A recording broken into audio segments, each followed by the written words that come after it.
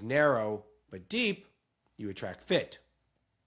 A visibility gap, it often correlates with bad fit leads because the only platform you're winning is the one that rewards generic presence.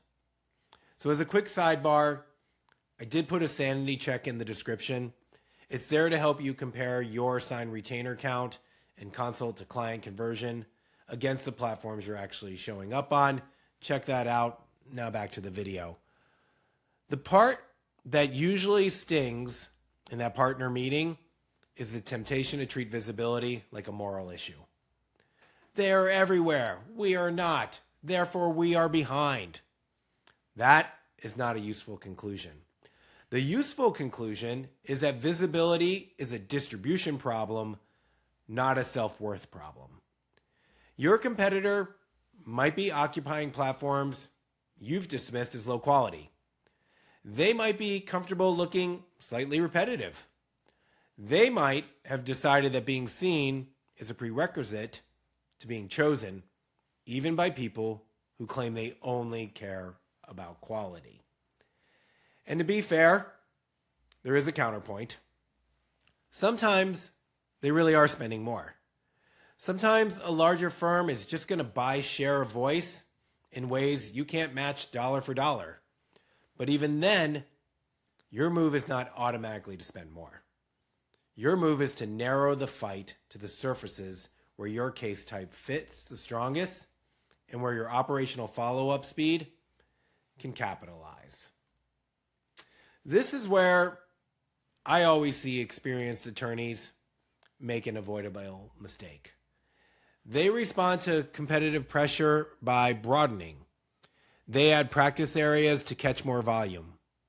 They loosen intake triage to keep the phones busy. They say yes to more marginal matters because the pipeline confidence is low. And then, the firm gets busier, but the marketing feels worse because the work mix is less profitable and the team is dealing with more friction. This is how a visibility gap turns into an operational nightmare. Your intake team gets worn down. Your consult calendar fills with low intent calls, and your consult to client conversion becomes harder to interpret because the input quality is unstable. And then the partners start arguing about marketing quality when the real issue is that the law firm is not controlling where and how it's actually being evaluated. So, what do you do at a high level without turning this into a platform tutorial? Well, you need to start picking one primary case type, lane that you actually want more of, and then you evaluate that visibility through that lens.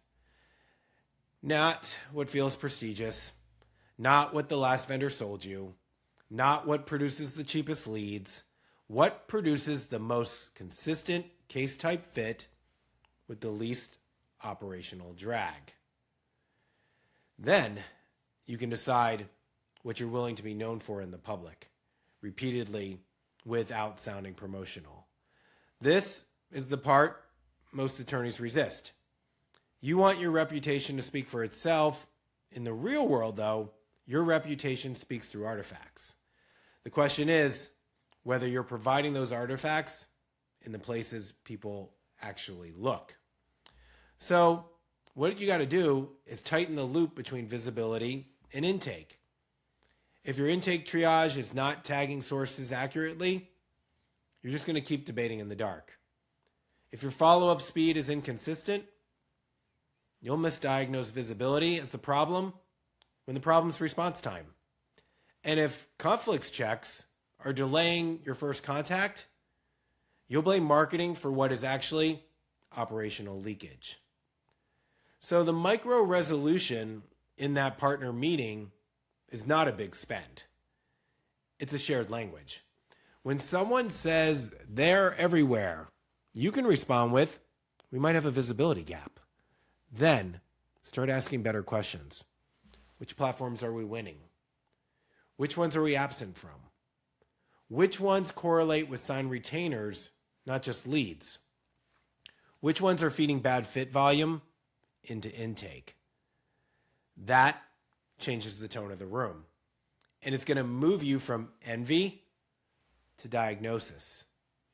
And it leaves you with an open loop that matters. If you close your visibility gap, would you actually like the cases that come in? And could your intake process handle them cleanly?